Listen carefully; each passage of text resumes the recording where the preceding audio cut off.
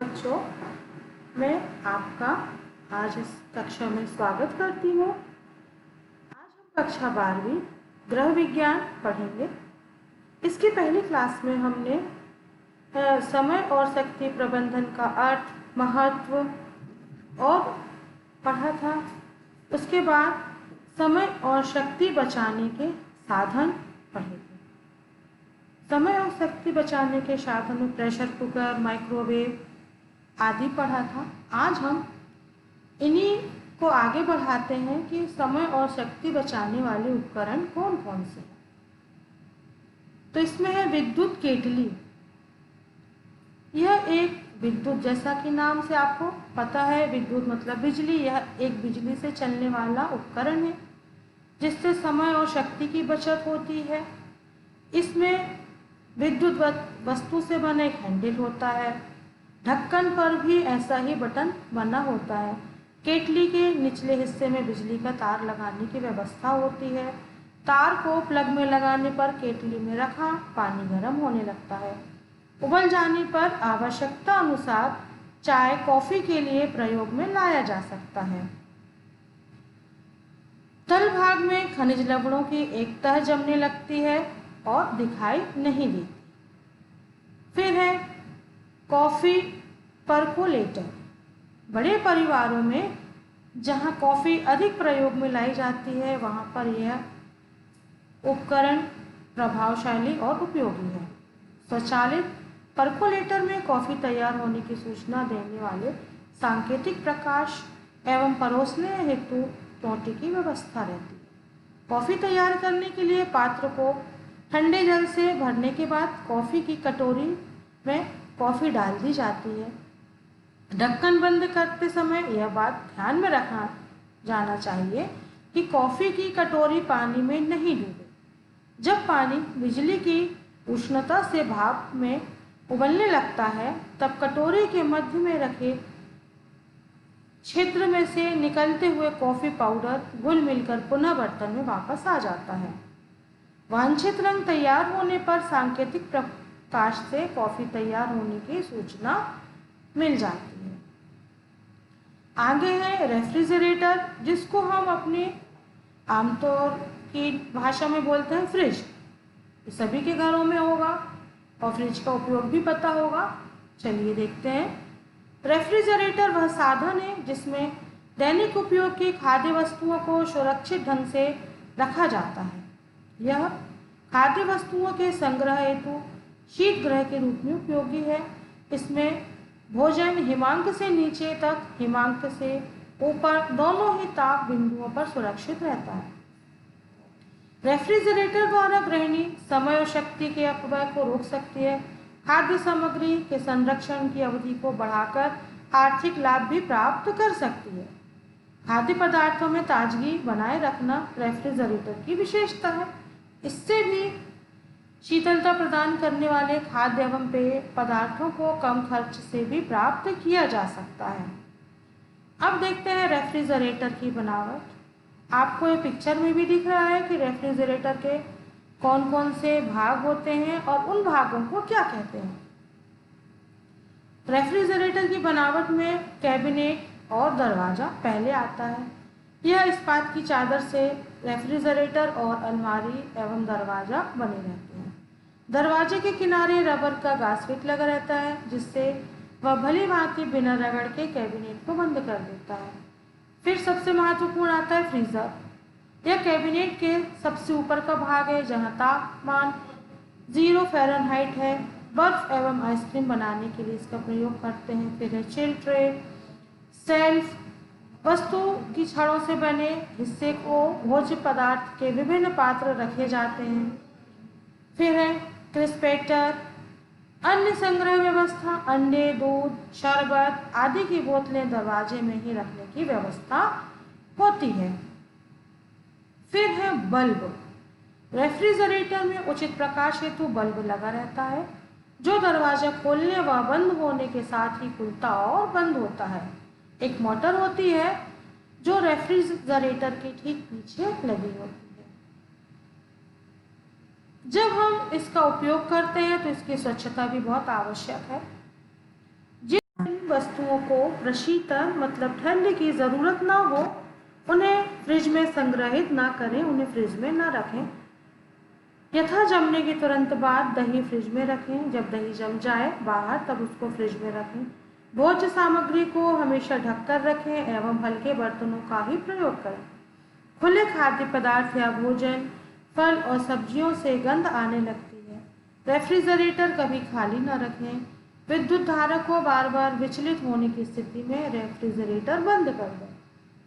बिखरी हुई खाद्य सामग्री, भोज्य सामग्री को तुरंत साफ करें। हरी भाजियों को गीले या गले हुए पत्ते ना रखें। इनका ध्यान रखें कि जो भाजियां हैं जो जल्दी खराब हो जाती हैं उनको साफ करके ही रखें। इसे स्वच्छ करते समय विद्युत धारा को बंद कर खाद्य सामग्री बाहर रखें। गर्म पानी और सोडे से धोकर ही फ्रास्ट करें। स्वच्छ करने के बाद प्रत्येक भाग को मुलायम कपड़े से पोंछकर सुखा लें। अब इसके बाद समय और शक्ति बचाने में आता है वैक्यूम क्लीनर। पाश्चात्य देशों में इसका उपयोग एक आम बात हो गई है। दरी, कालीन, फर्श को स्वच्छ करने के लिए इसका उपयोग होता है। हर तरफ वैक्यूम क्लीनर में मोटर में संलग्न एक पंखा एग्जॉस्ट फैन की तरह काम करता है, जिसके द्वारा फर्श की गंदगी, पूर्ण वायु, धूल, कचरे सहित क्लीनर के मुख्य अंग में प्रविष्ट होकर थैली में एकत्रित होती है। मुख्य अंग में लगे पहियों के कारण इसे आसानी से फर्श पर कहीं भी घुमाया जा सकता है।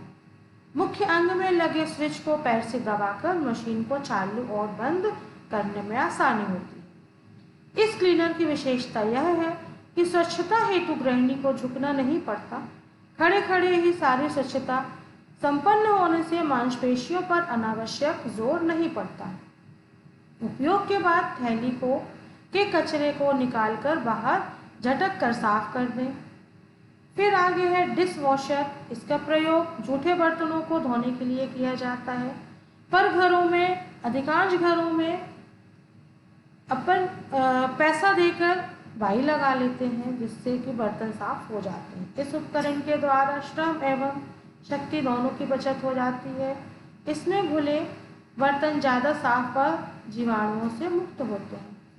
डिश वॉशर का उपयोग करते समय यह बात ध्यान में रखना चाहिए कि गंदे हाथों का उपयोग कर उसमें से साफ बर्तनों को निकालने हेतु ना करें। अच्छी किस्म के डिटर्जेंट व हल्के गर्म पानी का उपयोग कर डिश वॉशर में बर्तन साफ किए जाते हैं। फिर आता है माइक्रोवेव। माइक्रोवेव ओवन में इलेक्ट्रोमैग्नेटिक तरंगों के माध्यम से भोज्य पदार्थों को पकाया जाता है। खाद्य पदार्थों के अणुओं में तेजी से होने वाली गतिशीलता के कारण ऊष्मा उत्पन्न होती है, जिससे खाद्य पदार्थ शीघ्र पकता है। माइक्रोवेव ओवन में तापमान का नियंत्रण संभव नहीं है। केवल समय के नियंत्रण द्वारा ही विभिन्न प्रकार के खाद्य पदार्थ पकाए जाते हैं। माइक्रोवेव में जो बर्तन यूज करते हैं वो भी अलग तरह के होते हैं। माइक्रोवेव ओवन में धातु के बर्तनों को रखकर खाद्य सामग्री नहीं पकाई जाती।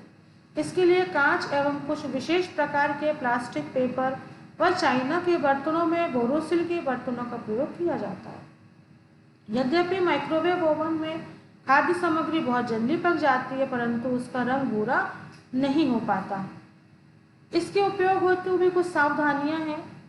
इसे बिना खाद्य सामग्री के चालू ना करें, अन्यथा तरंग उत्पन्न करने वाला मैग्नेट्रॉन खराब हो सकता है।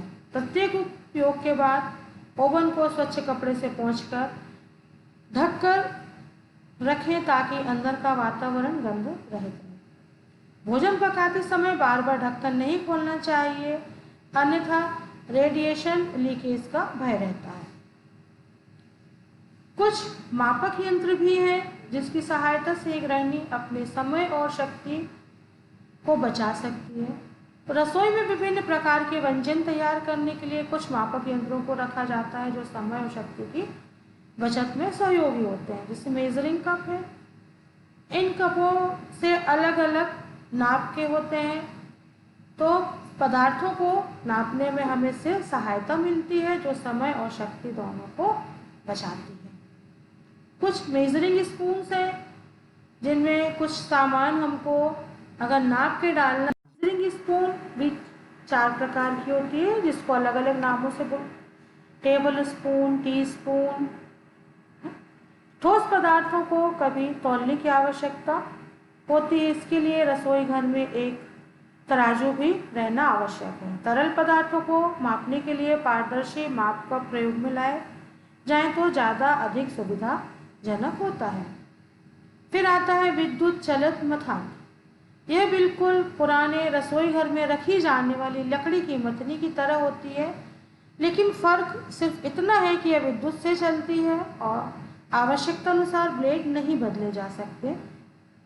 इसका उपयोग है दही से छाछ बनाई जा सकती है, चटनी दाल आसानी से पीसी जा सकती है, मसाले पीसे जा सकते हैं। यह अत्यधिक सुविधाजनक यंत्र है जो स्थान तो कम घेरता है और सफाई भी आसानी से हो जाती है। फिर कुछ छोटे छोटे महत्वपूर्ण उपकरण भी हैं जो रसोई घर में बहुत आवश्यक है, जिनसे समय और शक्ति की बचत हो सकती है। काटने और छीलने वाले विविध उपकरण। रसोई घर में छोटी बड़ी आकृति व तरह तरह के धार वाले चाकू, पीलर, कटर्स भी समय एवं शक्ति बचाने में बहुत मदद करते हैं। मक्खन व जैम लगाने के लिए बिना धार वाला चाकू, आइसक्रीम निकालने के लिए विशेष प्रकार के चम्मच, प्याज व सब्जियां काटने के कटर, हाथ द्वारा चलित मिक्सर जिनसे मूंगफली, काजू, बादाम आसानी से बारीक पीसे जा सकते हैं। यह उपकरण है आपके सामने जिनके द्वारा रसोई में काटना, छीलना, पीसना आसानी से किया जा सकता है।